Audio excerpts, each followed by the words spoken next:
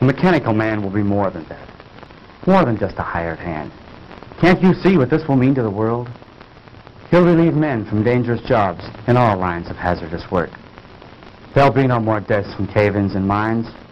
No losses from construction men falling to their deaths from skyscrapers. He'll take his place in these and many other positions where men lose their lives daily. Why, carefully directed, he'll be the greatest insurance to world peace that has yet been thought of. No. I haven't invented this man to be used as a handyman around the house. Of course, I didn't mean that. No, Madge. The mechanical man will be the answer to our future national security. I'll build thousands of them. Can you see an aggressive country attacking any country which has an army of steel men who can't be killed? But, Dr. Morton, I thought you were interested in this purely from the scientific point of view. And I am. But if I can give the world more, I'll not stop there. Now, Frank, don't get excited. Believe me, my friends, I am not unduly excited. But the prospect of what we are about to create here is tremendous. I can't help being carried away. Why don't you try 'em out, Pop? You're right, Barry. I won't let myself get carried away until we see if we really do have a mechanical man who can do all these things. You mean you're going to do it now? Yes, now. Could I help you, Uncle Frank? What could you do? Well, Uncle Frank said we were all going to help him. Didn't you, Uncle Frank? Well, yes, I did, Janet. But I'm afraid there's nothing you girls could do right now except give us your moral support. Is there anything I can do, sir? Yes, James. Would you connect that line for me? The one over there on the other side of the bench. Right. And, John, if you hold this left arm in place, we'll make that final adjustment we were about to make before Mrs. Morton come in. Higher.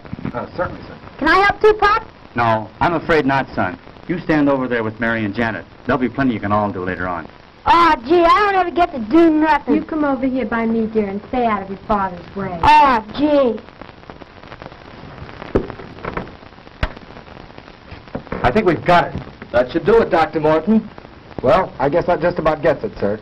Good, good. Now we'll see if all our work has been in vain. Here, give me a hand. Oh, Betty, we didn't see you come in, my dear. Darling, you look so pale. I'm all right, Jim.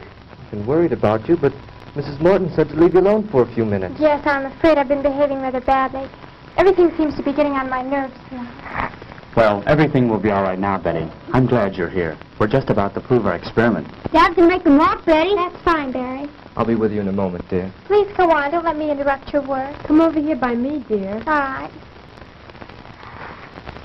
Now, James, if you throw the switch up there. Right.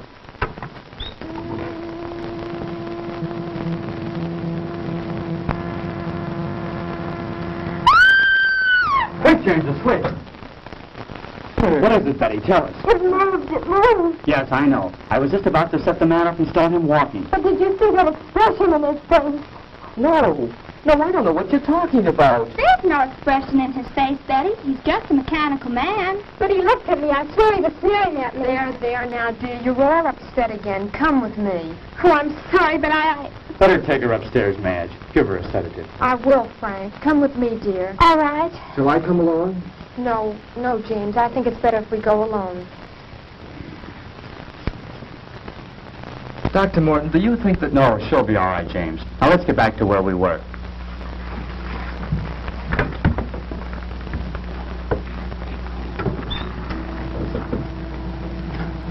Hey, Pop, he moved. I believe it's working, Dr. Morton. Oh, Frank, he does move. He does. Mary, let go of my arm. You're pinching me. Isn't it wonderful? He moved. He really moved. Now we'll see how he reacts to my directions. Oh, Frank, he almost seems human. Yes, this exceeds my wildest hopes. He's strong, too. Just feel the resistance in his arm. I can see what Betty meant now. I could swear I saw him sneer just then. That's nonsense. This is a man of steel, John. He has no mind, no willpower of his own. You're all overwrought. As you know, he's controlled by voice impulse. Take one step forward. Wonderful. Wonderful. Now walk forward.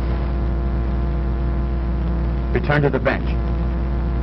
I said return to the bench. Stop him, James. Back. Back to the bench. Oh, so that's the way you want it.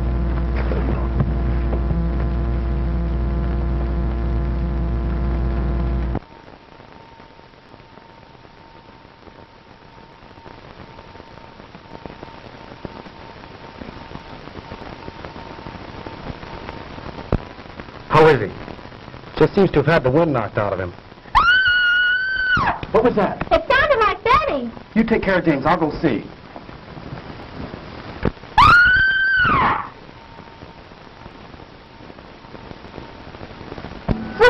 Frank! Madge, what is it? Oh, it was terrible, terrible. The mechanical man. What about him, Mrs. Morton? He came into the room where Betty was resting. Go on. And he scooped her up in his arms and he carried her off. I came running down here as fast as I could. Come on, John. We've got to stop that thing. Yes, sir. Oh.